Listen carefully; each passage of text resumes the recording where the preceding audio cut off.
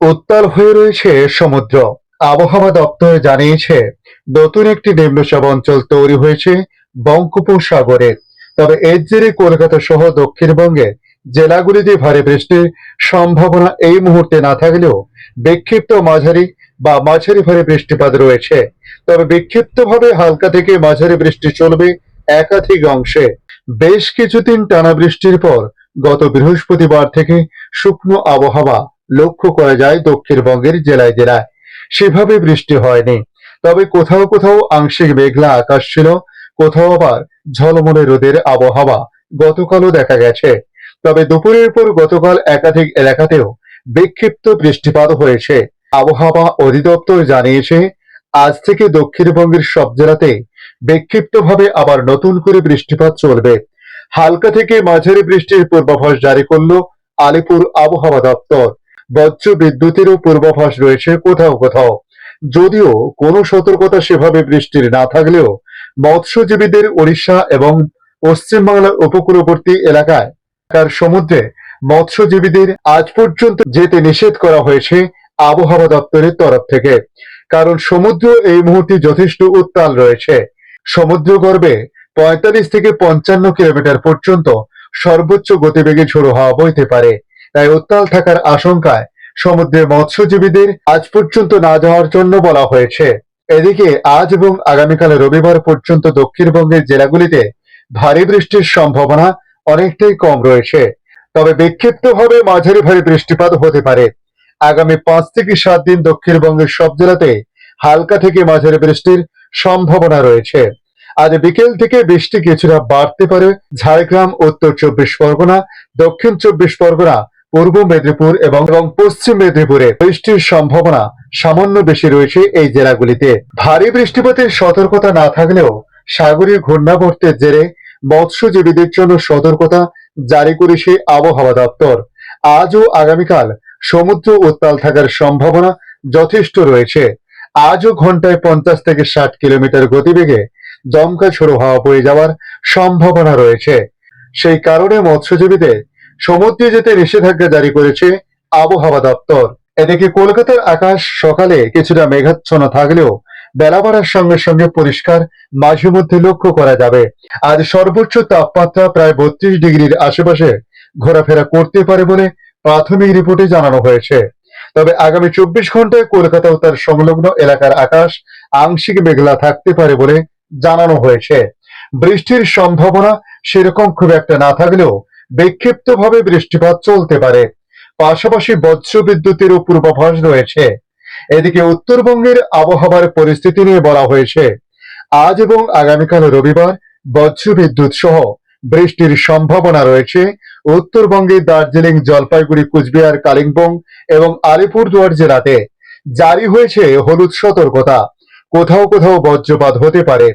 আগামী ৭ দিন সবকটি জেলাতেই হালকা থেকে মাঝারি বৃষ্টি হতে পারে বলে জানিয়েছে আবহাওয়া দপ্তর। এদিকে ভারতবর্ষের অন্যান্য রাজ্যের আবহাওয়ার পরিস্থিতি নিয়ে বলা হয়েছে আজ দক্ষিণবঙ্গের পাশাপাশি উত্তরবঙ্গেও যেমন বৃষ্টিপাত চলছে, এদিকে বঙ্গোপসাগরেও একটি নিম্নচাপ অবস্থান করেছে বর্তমানে, যার জেরে উড়িষ্যায় অতি ভারী বৃষ্টিপাতের আশঙ্কা করা হয়েছে। পরে সেই নিম্নচাপটি আরো পশ্চিম দিকে অগ্রসর হবে। এর জেরে উত্তর অন্ধ্রপ্রদেশ এবং তেলেঙ্গানায়, বিদর্ভ ও ছত্তিশগড় উপকূলীয় কর্ণাটক, কেরল, মাহেতে ভারী বৃষ্টিপাত হতে পারে। আগামী ২ থেকে ৩ দিন এই বৃষ্টিপাতের দাপট বজায় থাকবে বলে জানানো হয়েছে। এদিকে আগামীকাল অর্থাৎ ১লা সেপ্টেম্বর থেকে দিল্লি সহ উত্তর পূর্ব ভারতে ফের বৃষ্টির পরিমাণ বাড়তে পারে বলে জানিয়েছে আবহাওয়া অফিস। বুলেটিনে জানানো হয়েছে বর্তমানে মৌসুমী অক্ষরেখা দক্ষিণে সরে গিয়েছে, তবে ১লা সেপ্টেম্বরের পরে ফের সেটি স্বাভাবিক স্থানে ফিরে যাবে।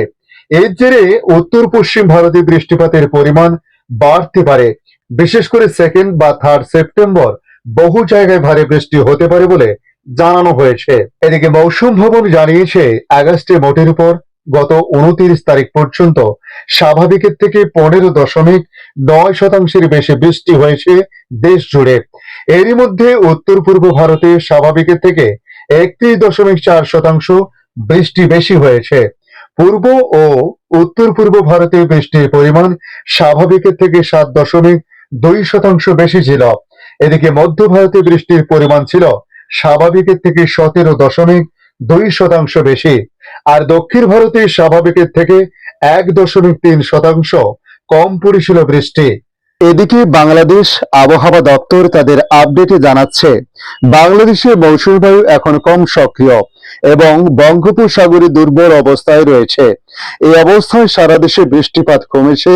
আগামী এক সপ্তাহে ক্রমান্বয়ে দেশে গরম বাড়তে পারে বলে জানিয়েছে আবহাওয়া অফিস।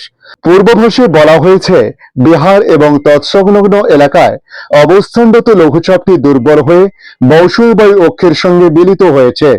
মৌসুমী বায়ু বাংলাদেশের উপর কম সক্রিয় এবং উত্তর বঙ্গোপসাগরে দুর্বল থেকে মাঝারি অবস্থায় রয়েছে।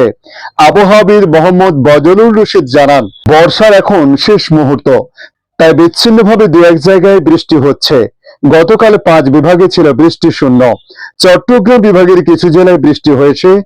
এখন ক্রমান্বয়ে গরম বাড়বে বলে জানানো হয়েছে। আগামী 24 ঘন্টার আবহাওয়ার পূর্বাভাসে তিনি জানিয়েছেন, আজ ময়মনসিংহ, চট্টগ্রাম ও সিলেট বিভাগের কিছু কিছু জায়গা এবং ঢাকা, রংপুর, রাজশাহী, খুলনা ও বরিশাল বিভাগের দু এক জায়গায় অস্থায়ীভাবে দমকা হাওয়া সহ হালকা থেকে মাঝারি ধরনের বৃষ্টি ও বজ্র সহ বৃষ্টি হতে পারে। সেই সঙ্গে দেশে কোথাও কোথাও মাঝারি ধরনের ভারী বর্ষণ হতে পারে। এ সময় সারা দেশে দিন ও রাতের তাপমাত্রা বৃদ্ধি পেতে পারে। এদিকে গত 24 ঘন্টায় দেশের সর্বোচ্চ প্রায় 27 মিলিমিটার বৃষ্টি হয়েছে রাঙামাটিতে। সর্বোচ্চ 36.5 মিলিমিটার বৃষ্টি হয়েছে রাজশাহীর তারাশে। আজকের আপডেট এই পর্যন্ত। পরবর্তী আপডেটের জন্য আমাদের এই ইউটিউব নিউজ চ্যানেলটিকে সাবস্ক্রাইব করে কাছে বেল চিহ্নতে ক্লিক করে অল চিহ্নতে প্রেস করে রাখার জন্য রিকোয়েস্ট করলাম। পাশাপাশি আপনারা কোথা থেকে ভিডিওটি দেখছেন অবশ্যই কমেন্ট বক্সে কমেন্ট করে জানাতে পারেন। ধন্যবাদ।